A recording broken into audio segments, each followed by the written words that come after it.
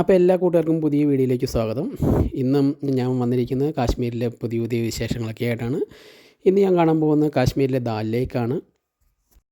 അപ്പോൾ അതിന് മുന്നേ നമ്മൾ ശ്രീനഗറിലേക്കൊക്കെ എൻട്രി ചെയ്യുന്നൊരു ഭാഗമുണ്ട്. ഈ ഒരു പാലമാണത്. അപ്പോൾ ഈ പാലം ഭയങ്കര ഫേമസ് ആണ്. തീരെ ചെറിയൊരു പാലമാണ്. അപ്പോൾ ഓപ്പോസിറ്റ് ഒരു വണ്ടി വന്നു കഴിഞ്ഞിട്ടുണ്ടെങ്കിൽ നമ്മുടെ വണ്ടി നിർത്തിയിട്ടുണ്ട് അവർ. അപ്പോൾ അതേപോലെ തീരെ വീതി കുറഞ്ഞിട്ടുള്ളൊരു വഴിയാണ്. അപ്പോൾ ഇതൊരു ഭയങ്കര ഫേമസ് ആയിട്ടുള്ള വഴിയാണ്. അതുകൊണ്ട് തന്നെ ഈ പാലം പുതുക്കി പണിതിട്ടില്ല ഇതുവരെ. വളരെ പഴക്കം ചെന്നിട്ടുള്ള ഒരു പാലമാണ് എന്ന് തന്നെ പറയാൻ പറ്റും. അപ്പോൾ ഇതാണ് നമ്മുടെ ശ്രീനഗറിലെ ദാൽ ലേക്ക്. ഇത് ഭയങ്കര ഫേമസ് ആണ്. എല്ലാവരും ഒരു പക്ഷേ കേട്ടിട്ടുണ്ടാവും. ഒരുപാട് സിനിമകളിലും അതേപോലെ തന്നെ ഹിന്ദി സിനിമകളിലായിരിക്കും കൂടുതലും, അതേപോലെ തന്നെ ഇപ്പോൾ മലയാള സിനിമകളിലൊക്കെ ആണെങ്കിലും ഒരുപാട് സിനിമകളിലൊക്കെ ഈ ലേക്ക് കാണിക്കുന്നുണ്ട്. അതേപോലെ തന്നെ ഇവിടുത്തെ വള്ളങ്ങളൊക്കെ ഭയങ്കര ഫേമസ് ആണ്. ഈ വള്ളങ്ങൾക്ക് പറയുന്നത് ഷിക്കാര റൈഡ് അല്ലെങ്കിൽ ഷിക്കാര സവാരി അങ്ങനെയൊക്കെയാണ്. ഇവിടെ ചെറിയ വള്ളങ്ങളുമുണ്ട്, അതേപോലെ തന്നെ വലിയ വള്ളങ്ങളുമുണ്ട്. 2 പേർക്ക് ഇരിക്കാവുന്നതും 4 പേർക്ക് ഇരിക്കാവുന്നതും. കുറച്ചുകൂടി വലിയ വള്ളങ്ങൾക്കകത്ത് 4 പേർക്കൊക്കെ ഇരിക്കാൻ പറ്റും. പക്ഷേ ആണെങ്കിൽ ചെറിയ ചെറിയ വള്ളങ്ങളാണ് നല്ല രസമുള്ളത്. അതായത് 2 പേര് കയറി പോകുന്ന രീതിയിലുള്ള വള്ളങ്ങൾ. ഇതൊക്കെ ഇവിടെ നിർത്തിയിട്ടുണ്ട്. ഇതിനകത്തൊക്കെ 4 പേര് ഇരിക്കാവുന്ന രീതിയിലുള്ളതാണ്. പക്ഷേ 2 പേര് പോകുന്ന വള്ളമാണ് കാണാനായിട്ട് രസം ഉള്ളത്. അതായത് തുഴഞ്ഞുകൊണ്ട് പോകുന്നത് കാണാനായിട്ട് നല്ല രസമാണ് 2 പേര് പോകുന്നത്. ഇതുപോലുള്ള ഈ ഷിക്കാറൊക്കെ നമ്മൾ ഒരുപാട് സിനിമയ്ക്കകത്തും അതേപോലെ തന്നെ സോങ്ങിനകത്തൊക്കെ ഒരുപാട് കണ്ടിട്ടുണ്ടാവും. ഒരു പക്ഷേ അടുപ്പിച്ചിങ്ങനെ ഒരുപാട് വള്ളങ്ങളിങ്ങനെ നിർത്തിയിട്ടിട്ടുണ്ട്. അതൊക്കെ നമുക്ക് കാണാനായിട്ട് ഭയങ്കര രസമാണ്. ഇതേപോലെ അടുത്ത് പോയി കുറേ ഫോട്ടോയൊക്കെ എടുക്കാനായിട്ട് പറ്റും. അപ്പോൾ ഞാൻ ഒരുപാട് ഫോട്ടോയൊക്കെ എടുത്തു. പല കളറൊക്കെ ആയതുകൊണ്ട് തന്നെ കാണാൻ നല്ല രസമുണ്ട്. അപ്പോൾ നമ്മുടെ ട്രിപ്പിനകത്ത് മെയിനായിട്ടുള്ളൊരു സ്ഥലം തന്നെയായിരുന്നു ഇത്. ഇതിനകത്തൊരു വ്യൂ പോയിൻ്റ് എന്ന് പറയാവുന്ന ഒരു സ്ഥലം തന്നെയാണിത്. ഏകദേശം ഒരു 5-6 മണിക്കൂർ ഇവിടെ സ്പെൻഡ് ചെയ്യാനായിട്ടാണ് വന്നിരിക്കുന്നത്. ഇതിനോട് ചേർന്ന് തന്നെ ഒരു പാർക്കും ഉണ്ട്, ഒരു മുഗൾ ഗാർഡനും ഉണ്ട്. അപ്പോൾ ആ ഗാർഡനൊക്കെ ജസ്റ്റ് ഒന്ന് കയറി ഇറങ്ങി. മുഗൾ ഗാർഡനകത്തൊക്കെ ഭയങ്കര തിരക്കായിരുന്നു. അപ്പോൾ ഇവിടെയാണെങ്കിൽ കുറച്ച് തിരക്ക് കുറവുണ്ട്. അപ്പോൾ ഒരു 5-6 മണിക്കൂർ ഇവിടെ സ്പെൻഡ് ചെയ്യാമെന്നാണ് വിചാരിച്ചിരിക്കുന്നത്. വൈകുന്നേരം ഏകദേശം ഒരു 3-4 മണിയോട് കൂടിയൊക്കെ ആയിരുന്നു ഇവിടെ വന്നപ്പോഴത്തേക്കും. ഞങ്ങൾ വിചാരിക്കുന്നത് ഒരു രാത്രി 8-9 മണി വരെയൊക്കെ ഇവിടെ കറങ്ങി നടക്കാം. അതേപോലെ തന്നെ ഈ ഷിക്കാർ വള്ളത്തിലൊക്കെ ഒന്ന് കയറി നടക്കാം എന്നൊക്കെ വിചാരിച്ചാണ് ഇരിക്കുന്നത്. പിന്നെ ഇതിനകത്ത് താമസിക്കാനുള്ള സൗകര്യങ്ങളൊക്കെ ഉണ്ട്. നമുക്ക് ഈ പോകുന്ന വഴിക്ക് തന്നെ കാണാൻ പറ്റും. നമ്മുടെ കുട്ടനാട്ടിലൊക്കെ കാണുന്ന പോലെ തന്നെ വലിയ വലിയ കെട്ടുവള്ളങ്ങൾ പോലത്തെ ഒരുപാട് ബിൽഡിങ്ങുകളൊക്കെ ഉണ്ട് ഇവിടെ. അപ്പോൾ വള്ളത്തിനകത്ത് തന്നെ ബിൽഡിങ്ങുകൾ പണിതിരിക്കുന്നു. അപ്പോൾ വെള്ളം പോകുമ്പോഴത്തേക്കും ആ ബിൽഡിങ്ങൊക്കെ പൊങ്ങി വന്നോളും. അപ്പോൾ അതേ രീതിയിലാണ് ഇവിടെയും പണി കഴിപ്പിച്ചിരിക്കുന്നത്. അപ്പോൾ അതേപോലെയുള്ള ഒരുപാട് കെട്ടിടങ്ങളൊക്കെ ഉണ്ട്. അപ്പോൾ നമുക്ക് വേണമെന്നുണ്ടെങ്കിൽ അവിടെ താമസിക്കാനൊക്കെ പറ്റും. 25,000 രൂപ വരെ വിലയുള്ള ഒരു ദിവസം താമസിക്കാൻ പറ്റുന്ന ഒരു രീതിയിലുള്ള റൂമുകളൊക്കെ ഉണ്ട് ഇവിടെ. അപ്പോൾ നമ്മുടെ കൂടെ വന്ന് വള്ളക്കാരനോട് പോയി ചോദിച്ചപ്പോഴത്തേക്കും അവർ പറയുന്നുണ്ടായിരുന്നു ഏകദേശം 7,000 രൂപയാണ് സ്റ്റാർട്ടിങ് തന്നെ. അപ്പോൾ നല്ല ചാർജാണ് ഒരു ദിവസം താമസിക്കണമെന്നുണ്ടെങ്കിൽ. നമുക്ക് ഇതിന് കൃത്യം നടുക്കായിട്ട് ഒരു ദിവസമൊക്കെ താമസിക്കാൻ പറ്റും. ഒരു ദിവസം ഇവിടെ സ്പെൻഡ് ചെയ്യണം എന്ന് വിചാരിച്ച് വരുന്നവർക്കൊക്കെ ആയിട്ട്. ഞങ്ങളേതായാലും ഇവിടെ താമസിക്കാമെന്ന് വിചാരിച്ചിരിക്കുന്നില്ല. ഇന്ന് ഒന്ന് റൗണ്ട് അടിക്കുക. അതേപോലെ തന്നെ ശ്രീനഗർ ഇവിടെ തന്നെ ഞങ്ങളൊരു റൂം എടുത്തിട്ടുണ്ട്. ഈ ദാൽ ലേക്കിനോട് ചേർന്ന് തന്നെ. ഈ ദാൽ ലേക്ക് അകലെ നിന്ന് കാണാൻ പറ്റും. ആ രീതിയിലാണ് റൂം എടുത്തിരിക്കുന്നത്. റൂമിന് ഏകദേശം 3,700 രൂപയായിട്ടുണ്ട്.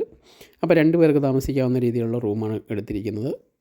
ഫാമിലി ആയിട്ട് വരുന്ന എല്ലാവർക്കും ഏകദേശം ഒരു 3,500 അല്ലെങ്കിൽ 3,700 ആ റേഞ്ചിനൊക്കെയാണ് ഇവിടെ കൂടുതലും റൂം കിട്ടാൻ ചാൻസ് ഉള്ളത്. ഇപ്പോൾ കാശ്മീർ ട്രിപ്പൊക്കെ പ്ലാൻ ചെയ്യുന്നവർക്ക് തന്നെ ഏകദേശം ഒരു ദിവസത്തെ റൂം എന്ന് പറയുന്നത് 3,500 രൂപ ആ റേഞ്ചിലൊക്കെയാണ് കിട്ടാൻ ചാൻസ് കൂടുതലുള്ളൂ.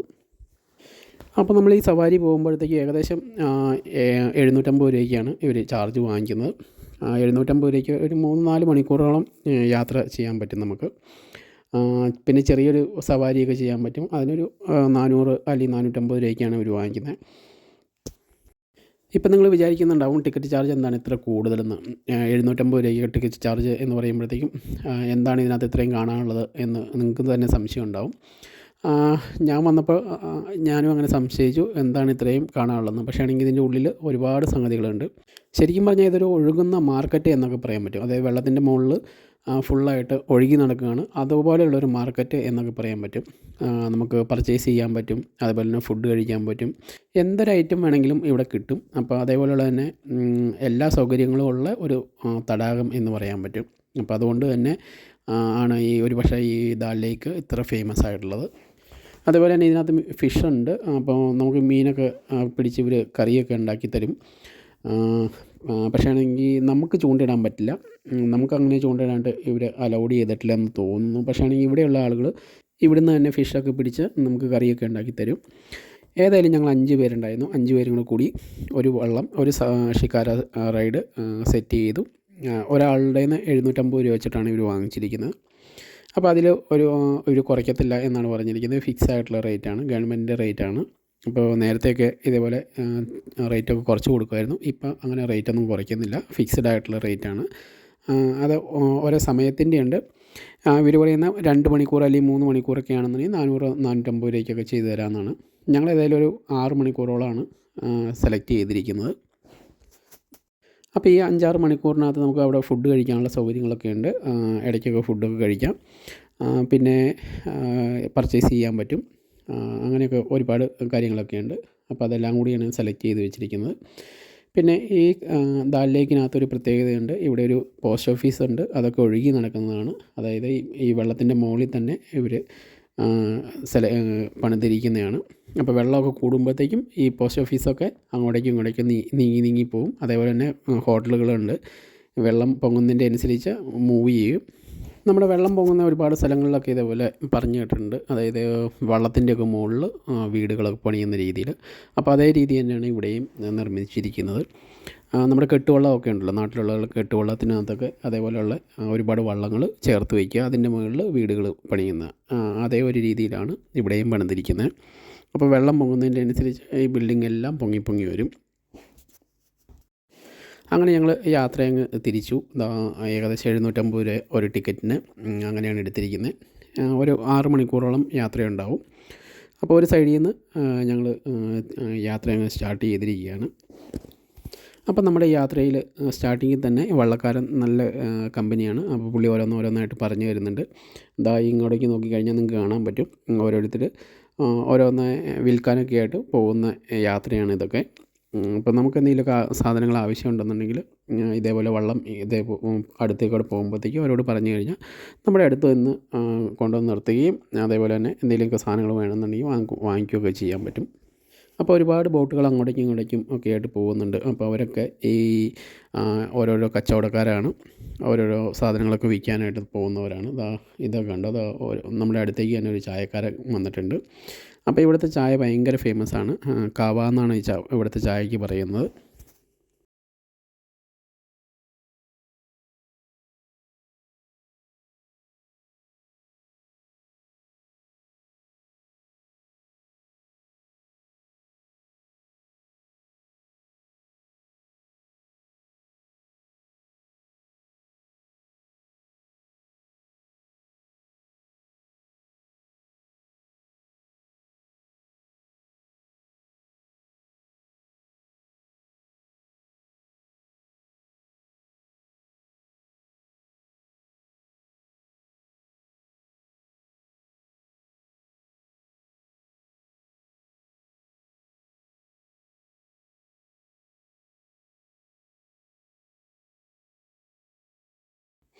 അപ്പോൾ ഈ ചായക്ക് ഇവന് 50 രൂപയാണ് വാങ്ങിച്ചിരിക്കുന്നത്. നല്ല ഒരു ടേസ്റ്റുള്ള ചായയാണ്. അപ്പോൾ ആരെങ്കിലും കാശ്മീർ ഇതേപോലെ ദാലിലേക്ക് സവാരിയൊക്കെ ചെയ്യുന്നുണ്ടെന്നുണ്ടെങ്കിൽ ഈ കവയൊന്ന് ട്രൈ ചെയ്ത് നോക്കണം. ഭയങ്കര ടേസ്റ്റുമാണ്. അതേപോലെ തന്നെ ഒരു തവണ ഒന്ന് കുടിച്ച് നോക്കാനുള്ള രീതിയിലുള്ള ടേസ്റ്റ് ഉണ്ട്. അതേപോലെ തന്നെ ഇതിനകത്ത് ഒരുപാട് മസാലകളുണ്ട്. നമുക്കിഷ്ടമുള്ള അവർ ചോദിക്കുക ഏതൊക്കെ മസാലയാണ് വേണ്ടത്, തുളസി വേണോ അല്ലെങ്കിൽ ഗ്രാമ്പു വേണോ, അങ്ങനെ ഓരോരോ ടേസ്റ്റിനനുസരിച്ച് ഇവർ നമുക്ക് ഉണ്ടാക്കിത്തരും. അപ്പോൾ ഏതായാലും ഒരു നല്ല ടേസ്റ്റുള്ള ചായ തന്നെയാണ്. അപ്പോൾ ഈ ദാൽ ലേക്കിൽ വന്നതിന് ശേഷം ഞങ്ങൾ ആദ്യമായിട്ട് വാങ്ങിച്ച ചായയാണ്. അപ്പോൾ ചായ ഏതായാലും നല്ലതായിരുന്നു, നല്ല ടേസ്റ്റ് ഉണ്ടായിരുന്നു. 50 രൂപയാണ് ചായയുടെ റേറ്റ് എന്ന് ഞാൻ ആദ്യമേ തന്നെ പറഞ്ഞായിരുന്നു. 50 രൂപ പോയാലും നല്ലൊരു രുചിയൊക്കെ ഉണ്ട്. അപ്പോൾ ഒരിക്കലെങ്കിലും ഒന്ന് ട്രൈ ചെയ്ത് നോക്കാവുന്ന ഒരു സംഗതിയാണിത്. ഇവർ ഈ ചായ എല്ലാം ഈ വള്ളത്തിൽ തന്നെ വെച്ചിട്ടാണ് ഉണ്ടാക്കുന്നത്. അപ്പോൾ ഒരുപാട് സംഗതികളുണ്ട്. അതേപോലെ തന്നെ നമുക്ക് ചെറിയ ചെറിയ സ്നാക്സൊക്കെ കിട്ടും. അപ്പോൾ ഈ സ്നാക്സൊക്കെ ഇവർ ഈ വള്ളത്തിൻ്റെ മുകളിൽ വെച്ചിട്ട് തന്നെയാണ് ഉണ്ടാക്കുന്നത്. അതേപോലെ തന്നെ ഇതിൻ്റെ നടുക്കായിട്ട് ഒരു ബാർബിക്യൂ ഒക്കെ ഉണ്ടാക്കുന്ന ഒരു സ്ഥലമുണ്ട്. അപ്പോൾ അതും ഈ വള്ളത്തിൻ്റെ ഉള്ളിൽ വെച്ചിട്ട് തന്നെയാണ് ഇവർ ഉണ്ടാക്കുന്നത്. സമയം ഏകദേശം വൈകുന്നേരമൊക്കെ ആയിക്കഴിഞ്ഞു. ഏകദേശം ചെറുതായിട്ടൊക്കെ ഇരുട്ട് വീണ് തുടങ്ങിയിട്ടുണ്ട്. പിന്നെ ഈ മാർക്കറ്റിന് ഫുള്ളായിട്ടൊരു ഫ്ലോട്ടിംഗ് മാർക്കറ്റ് എന്നൊക്കെയാണ് പറയുന്നത്. അതായത് ഇത് ഒഴുകി നടക്കുന്ന ഒരു മാർക്കറ്റാണ്. അപ്പോൾ വെള്ളം കൂടുന്നതിൻ്റെ അനുസരിച്ച് ഒരു സൈഡിൽ നിന്ന് മറ്റു സൈഡിലേക്ക് ഒഴുകി പോകുന്ന അതേപോലുള്ളൊരു മാർക്കറ്റാണ് ഇവിടെ ഉള്ളത്. അതേപോലെ തന്നെ ഇതിന് കൃത്യം നടുക്കായിട്ട് ഒരു വലിയ കൃഷിത്തോട്ടമുണ്ട്. അപ്പോൾ അതൊക്കെ എന്നെ അത്ഭുതപ്പെടുത്തിയതായിരുന്നു. ഒരു വലിയ കൃഷിത്തോട്ടമാണ്. ഒരു 2 കിലോമീറ്ററോ അല്ലെങ്കിൽ 3 കിലോമീറ്ററോളം വരുന്ന രീതിയിലുള്ള ഒരു ചുറ്റളവുള്ള ഒരു കൃഷിത്തോട്ടം. അപ്പോൾ ആ കൃഷിത്തോട്ടം ഓരോരോ ആളുകളുടെയാണ്. അപ്പോൾ വെള്ളം പൊങ്ങുന്നതിന് അനുസരിച്ച് അത് ഫുള്ളായിട്ട് ഒരു സ്ഥലത്തു നിന്ന് വേറെ സ്ഥലത്തേക്ക് ഇങ്ങനെ തെന്നി പോവും. അപ്പോൾ നമ്മൾ പോകുന്ന യാത്രയിൽ അത് കാണാൻ പറ്റും. അതേപോലെ തന്നെ അത് ചെറിയ ചെറിയ പ്ലോട്ടായിട്ട് ഓരോന്നോരോന്ന് തിരിച്ചിട്ടുണ്ട്. ചില സമയത്ത് ഒരു പ്ലോട്ട് ഒരു സൈഡിൽ നിന്ന് ഒഴുകി മറ്റൊരു സ്ഥലത്തേക്ക് പോകാനുള്ള സാധ്യത ഉണ്ട്. അപ്പോൾ ഇവർ തന്നെ പറയുന്നുണ്ട്, സ്വന്തമായിട്ട് ഓണറിന് തന്നെ തിരിച്ചറിയാൻ പറ്റില്ല. അതായത് രാവിലെ എഴുന്നേറ്റ് നോക്കുമ്പോഴത്തേക്കും ഒരു സ്ഥലത്തു നിന്ന് വേറൊരു സ്ഥലത്തേക്ക് ഈ അവരുടെ കൃഷിത്തോട്ടം പോയിട്ടുണ്ടാവും.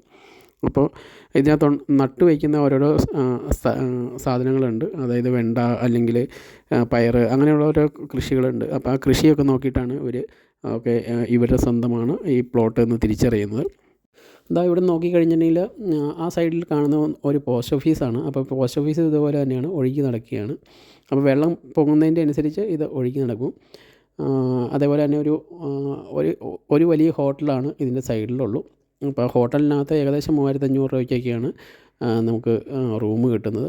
അപ്പോൾ ഈ ഹോട്ടലിൽ റൂം എടുക്കുകയാണെങ്കിൽ നമുക്ക് ഈ ദാൽ ലേക്കൊക്കെ വൈകുന്നേരം കണ്ടുകൊണ്ട് നമുക്ക് റൂമിലിരിക്കാൻ പറ്റും. അതേപോലെ തന്നെ ഈ ദാൽ ലേക്കിൻ്റെ ഉള്ളിൽ ഒരുപാട് വലിയ വലിയ മീനുകളുണ്ട്. അപ്പോൾ ആ മീനുകളൊക്കെ ഈ മഞ്ഞ് തുടങ്ങിക്കഴിയുമ്പോഴത്തേക്കും ഇതിൻ്റെ ഉള്ളിൽ തന്നെ ഉണ്ടാവും. ഇവർ പറയുന്ന ആ മീനുകളൊന്നും പോകത്തില്ലെന്നാണ്. ഇതിന് മുകൾ വശം ഫുള്ളായിട്ട് മഞ്ഞാകും.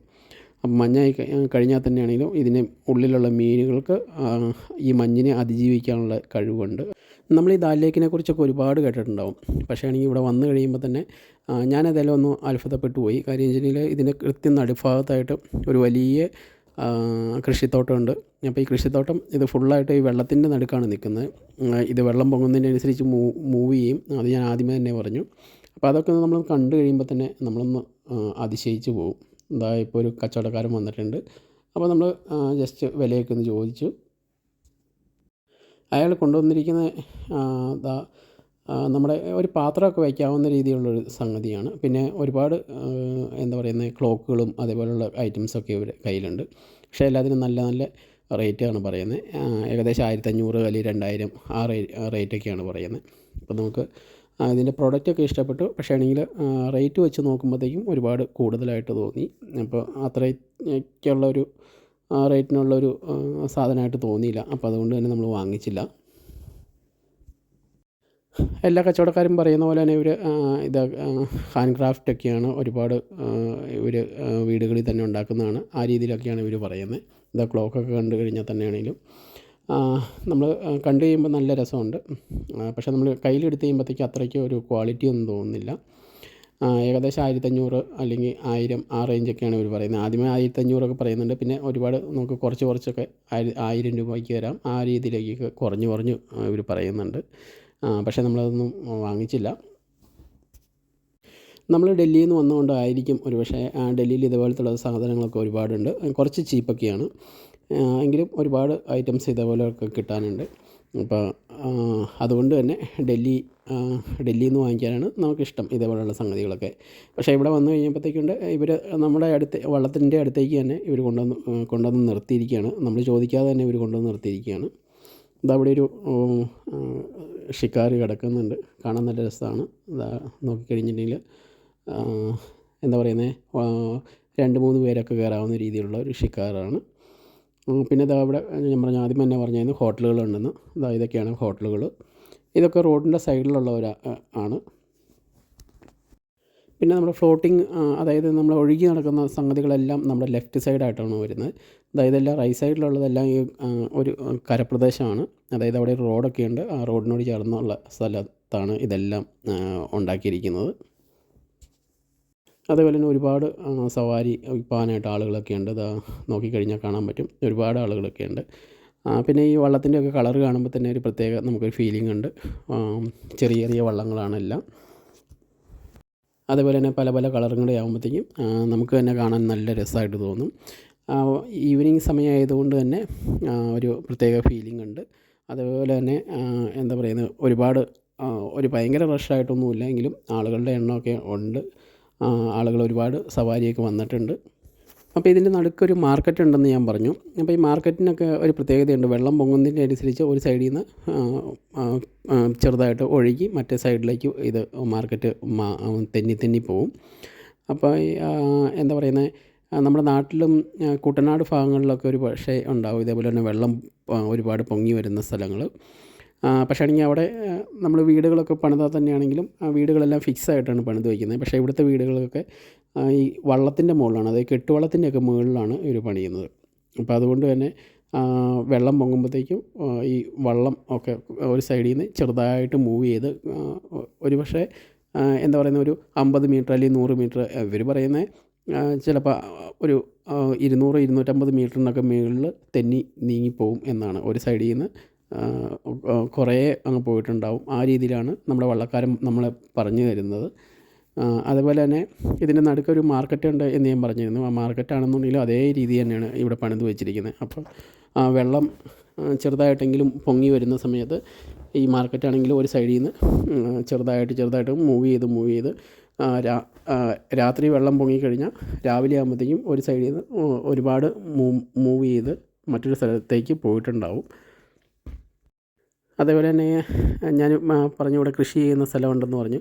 അപ്പോൾ നമ്മുടെ വള്ളക്കാരൻ പറയുന്നത് ചെറിയ പ്ലോട്ടായിട്ടാണ് ഈ കൃഷി ചെയ്യുന്ന ഓരോരോ സ്ഥലങ്ങൾ കിടക്കുന്നത്. അപ്പോൾ ഓരോരോ ഓണറുകളായിരിക്കും ഇതിനുള്ളത്. അപ്പോൾ വെള്ളം പൊങ്ങുന്ന സമയത്ത് തന്നെ ഇതിനകത്ത് ചില ആളുകൾ ഒരു പ്ലോട്ടൊക്കെ ഒരു സ്ഥലത്തു നിന്ന് എടുത്തുകൊണ്ട് പോയിട്ട് അടുത്ത സ്ഥലത്തേക്ക് ഇത് വലിച്ചു കൊണ്ടുപോയി വയ്ക്കും. അപ്പോൾ എന്താ പറയുന്നത്, ഓണർക്ക് ആ സ്ഥലം നഷ്ടപ്പെട്ടു പോകും. അടുത്തയാൾ അതിൽ പോയി എടുത്തിട്ടുണ്ടാവും. അപ്പോൾ അങ്ങനെയുള്ള കാര്യങ്ങൾ ഇവിടെ നടക്കുന്നുണ്ട്. ഒഴുകി നടക്കുന്ന ഒരു കൃഷിത്തോട്ടമായതുകൊണ്ട് തന്നെ ഇതിന് കൃത്യമായിട്ട് ഇത്ര വിസ്തീർണം ഉണ്ടെന്നോ അല്ലെങ്കിൽ ഇന്ന സ്ഥലത്താണ് എന്നുള്ള ഒരു രീതിയിലുള്ള ഒരു പട്ടയമൊന്നും ഇവിടെയില്ല. അപ്പോൾ വെള്ളം പൊങ്ങുന്നതിൻ്റെ അനുസരിച്ച് അവിടേക്ക് ഒഴുകി നടക്കും. അതേപോലെ തന്നെ ഇവർ ഈ കൃഷി ചെയ്യുന്ന ഓരോരോ സാധനങ്ങളുടെ അനുസരിച്ചാണ് ഇവർ സ്വന്തം കൃഷിത്തോട്ടമാണ് എന്ന് തിരിച്ചറിയുന്നത്. അപ്പോൾ ചില ആളുകളൊക്കെ ഒരു സ്ഥലത്തു നിന്ന് കൃഷിത്തോട്ടം വലിച്ചുകൊണ്ട് വേറെ സ്ഥലത്ത് കൊണ്ടുവന്നിട്ടുണ്ടാവും. അപ്പോൾ അങ്ങനെ വരുമ്പോഴത്തേക്കും ചില ആളുകൾക്ക് ഇവിടുത്തെ കൃഷിത്തോട്ടം തന്നെ നഷ്ടപ്പെട്ടു പോകുന്നുണ്ട്. അപ്പോൾ അങ്ങനെയൊക്കെ നമ്മൾ വള്ളക്കാരൻ പറഞ്ഞു തരുന്നുണ്ട്. വള്ളക്കാരനെല്ലാം ഇവിടുത്തെ കാര്യങ്ങളെല്ലാം നമുക്ക് വിശദീകരിച്ച് തരുന്നുണ്ട് ഏതായാലും. അപ്പോൾ അങ്ങനെ ഏതായാലും 2-3 മണിക്കൂർ അതായത് വെള്ളത്തിൻ്റെ ഇതിൽ കൂടെയൊക്കെ ഞങ്ങൾ കറങ്ങി എല്ലാ സ്ഥലങ്ങളിലൊക്കെ ഒന്ന് കണ്ടു. അപ്പോൾ ഇനി ഏകദേശം രാത്രിയാവാറായി, സൂര്യനൊക്കെ അസ്തമിച്ച് തുടങ്ങിയിട്ടുണ്ട്. അപ്പോൾ അസ്തമിച്ച് കഴിഞ്ഞ് കഴിയുമ്പോഴത്തേക്കും ഇവിടുത്തെ വൈബ് വേറെ ഒരു ഫീലിംഗാണ് നമുക്ക് കിട്ടുന്നത്. അതേപോലെ തന്നെ നമുക്ക് ചെറുതായിട്ടുള്ള കുറച്ച് പർച്ചേസിംഗ് ഒക്കെ ഉണ്ട്. അതൊക്കെ ഈ രാത്രിയായിട്ട് വേണം ചെയ്യാനായിട്ട്. അപ്പോൾ ഇന്നത്തെ വീഡിയോ നിങ്ങൾക്ക് എല്ലാവർക്കും ഇഷ്ടപ്പെട്ടു എന്ന് വിചാരിക്കുന്നു. അപ്പോൾ ദാൽ ലേക്കിലെ വിശേഷങ്ങളൊക്കെ ആയിട്ട് വരും ദിവസങ്ങളിൽ വീണ്ടും കണ്ടുമുട്ടാം. അപ്പോൾ പഴയ വീഡിയോ ഒക്കെ ആരെങ്കിലും കാണാൻ വിട്ടുപോയിട്ടുണ്ട്, അതേപോലെ തന്നെ കാശ്മീരിലെ വിശേഷങ്ങളൊക്കെ ആർക്കെങ്കിലും അറിയാൻ താല്പര്യമുണ്ടെന്നുണ്ടെങ്കിൽ എൻ്റെ പഴയ വീഡിയോ ഒക്കെ ഒന്ന് കാണാം. അപ്പോൾ എല്ലാ കൂട്ടുകാർക്കും ബൈ, വീണ്ടും കണ്ടുമുട്ടാം.